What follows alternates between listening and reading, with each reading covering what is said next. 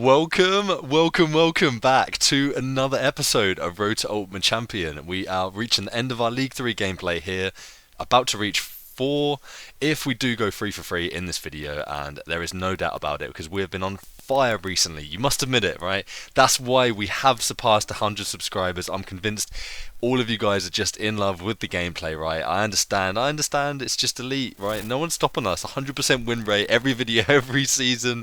No, just kidding. I'm aiming for about 70% win rate in this season, to be honest with you, because I have been picking up a lot of wins, and I can't even name a deck that we've been struggling against because it's not even struggling, it's just me playing terribly and throwing, like if they like Golem, for example, in the other video.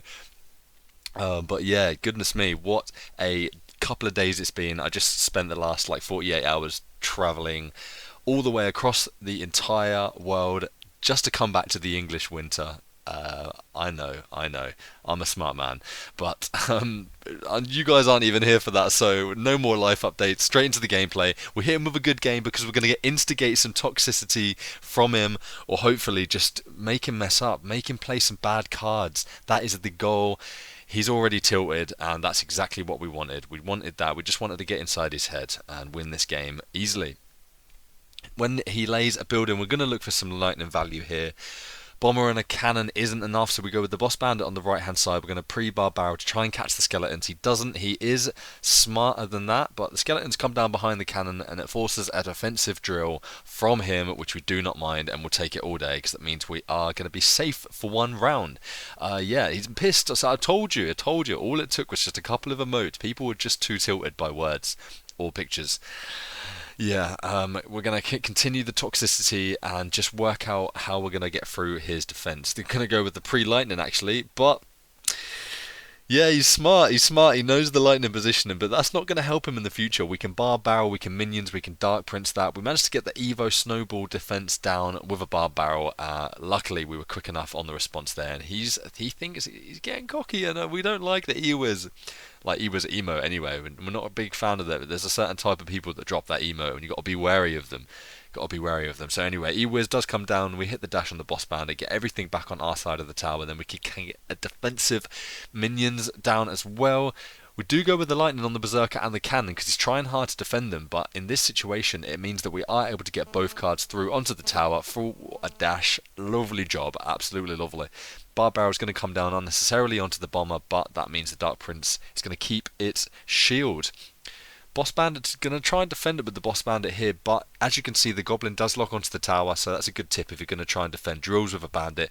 Make sure you get the placement correct. I think if we would have gone on the right side just underneath, we would have been fine, but him trying to defend this cannon when we've got an Evo Barbram in cycle should mean trouble for him, but he's cycling back round. His deck is so fast, he's probably already got the cannon back in hand, to be honest with you, but we're just going to still try and get through anyway, because if he does then drop his cannon again, we can lightning it, right? Instead of just missing every time. Let's see if we've got the skills to be able to do it. Defensive Goblin Drill does come down. We're going to take it off the board. Catch one of the Goblins there as well. Great Evo cannon from him. We'll give it to him. He gets the Berserker and the Bomber down to stop the Evo Barbram from getting a hit. This is how you defend Evo Barbram, if you didn't know already. Some people seem to just struggle. I mean, even earlier I came up against it in one of my games in League 5, and I almost just stared at the screen and wondered how on earth I was going to stop it. And yeah, but that game plays for a couple of days' time. We'll get to that. Anyway, better timed E-Wiz down on the Goblin Drill there. However, the Bomber does get a hit onto our tower. That does put him in the lead. And we've got 50 seconds to go until the end of the game here. It's going to be a tight one, but I'm going to go with another pre-lightning. We do wipe out a Bomber there, but we miss the cannon, obviously, because he's not keen on placing it in the lightning placement. Battle Ram forces a snowball out of him. Bomber and Berserker. Fire Spirit comes down. He cycled back round to another drill already after laying his first drill. My E-Wiz hasn't even finished killing the first one, but forces out the Battle Ram there again. An overcommitment from me. The rocket does come down, so he thinks that's great rocket value. The E-Wiz, the P.E.K.K.A. But I don't know about you. It's not looking too good if I get these over the bridge here. Dark Prince is down. Lightning, E-Wiz. Well, I don't know, he's not going to be able to stop this, let's be honest. Not stopping this whatsoever in any world. That's everything onto his tower, and GG in game number 1. Lovely start. If you made it 5 minutes into the video, you know what I'm going to say. Drop a like. It's all appreciated. He's going to flex a Royal Champion emote or Ultimate Champion emote on us. Too much Clash of Clans. And yeah, that's a standard League 3 player thing to do because he's like, oh yeah, don't worry, I made it. I've made it. Yeah, look at my emo. Look at my emo. Oh my god. Okay, so we've got a good old Bulbasaur. Great name. Don't mind it. We don't mind it whatsoever. Battle Ram to start us off. Executioner comes down and the healer, and we still get the Battle Ram to the tower. Now he must be disappointed. We see that, you're thinking Golem, you're thinking E-Golem, something along those kind of lines, right? We're going to stare at him and just smile. He does go with the Collector now. The popular deck recently with healer and Collector has been Golem, but yeah, I don't know if he's going to be able to do anything against us. We do have matchup if we play our P.E.K.K.A correctly, but as you see, if you do try and go all in on one lane sometimes, it doesn't always work in your favour. But Boss Bandit dashes onto the tower, the P.E.K.K.A's onto the tower, he's trying to tornado the P.E.K.K.A to his King Tower. I don't know what he's doing, but we take the value of the Lightning with the Baby Dragon and the E-Collector. He's got no towers, no Collector, and he hasn't done a lick of damage, so we'll skip forward like 30 seconds just in case he has given up. No, he goes with a Golem down, so then we decide to try and counter-attack the other side. His hero mini P.E.K.K.A does come down. There's no way he wins this, right? I would skip forward and waste your time, but I just want to show you this terrible E-Wiz placement. I think one more tile down on reflection would have stopped him from potentially getting the hit, because the Princess Tower would have killed it, but either way, Barb Barrel comes down. We're going to make sure he doesn't take all of this tower, so then it makes it a lot harder for him to just like win the game, because we don't want him dropping golems in the pocket now, do we? But we'll save yourself a little bit of time, skip forward 30 seconds or so, or maybe back a little bit. I'll go with a Dark Prince Evo Barbram to try and finish him off, but he's still trying to defend, so we'll take the Executioner Healer and the Baby D in the lightning value. That is some lightning value we like to see, or Hero Mini P.E.K.K.A I should say. Good old 12 Elixir Lightning, double your value.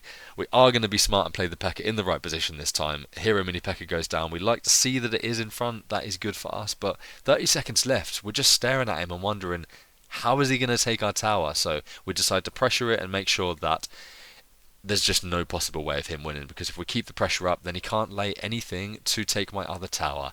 Isn't that right, everybody? But he's still defending. Oh, don't worry, I'll just skip forward 15 seconds. That's GG in game number 2, moving into game number 3, and we're going to see what we're up against now. Let's see. Move forward just a little bit. Okay, we're going to take the King Tower every time against E-Spirit, just in case you do play against a deck like this. Wallbreakers, King Tower activated, you basically won the game just like that. Easy GG. That isn't going to be. That's a terrible. Nearly perfect skeletons. We'll give it to him. He managed to keep 2 of them there to kite me, but he's had to waste a Mighty Miner there. It's no good. No good whatsoever. We're going to keep the minions handy just in case he does decide to switch lanes, and that is exactly what he's going to do. Boss Bandit to stop the drill. Goblin from getting a hit, and then we get the Barb Barrel down to stop the Mighty Miner from getting onto our tower. So, yeah, we're looking good here. I do want to try and get our minions down to, I don't know, stop some skeletons. He places the skeletons pretty well there. We'll give it to him again. Minion does take out one of them, and we're going to hit a... Well, it's actually going to hit our own dash for him by snowballing my Boss Bandit, because I don't know about you, but I'm pretty sure he needed the Mighty Miner to continue to do the damage, no? Maybe these guys are just brain dead and they don't know what they're doing. Standard things. We've taken barely any damage and we've nearly taken 1.5 towers already, so... Battle Ram's gonna come down. No, we just want to even the towers up a little bit. God, see how much damage that does. That's ridiculous. That's absolutely ridiculous how much damage that card does. Oh my god. Anyway, is this going to be him giving up? Oh, it absolutely does look like it. We don't mind that whatsoever. He is going to give up, and it's going to be game number 3 in the bag. And I just want to thank everybody for watching. All your continual support has been incredible, and I would also just like to say, drop a sub if you made it 10 minutes into the video.